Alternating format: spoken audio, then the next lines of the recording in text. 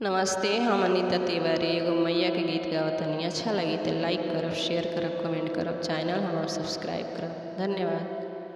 ओढ़ चुनरिया लाल मैया के द्वारे नाचूंगी, ओढ़ चुनरिया लाल मैया के द्वारे नाचूंगी, मैया के द्वारे नाचूंगी, मैया के द्वारे नाचूंगी।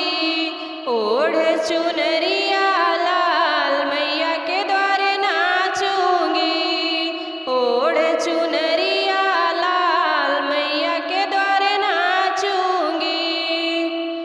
पाँव में अपने बांध के घुंघरू, पाँव में अपने बांध के घुंघरू, आठों पहर तेरे नाम के सुमरू, आठों पहर तेरे नाम के सुमरू।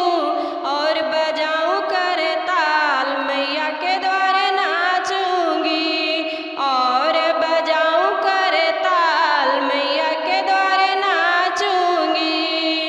ओढ़ चुनरिया लाल मैया के द्वारे नाचूंगी, ओढ़ चुनरिया लाल मैया के द्वारे नाचूंगी। लाल लाल चुनरी लाल लाल चोला, लाल लाल चुनरी लाल लाल चोला, रूप माँ के बड़ा सलोना, रूप माँ के बड़ा सलोना। शक्ति मैया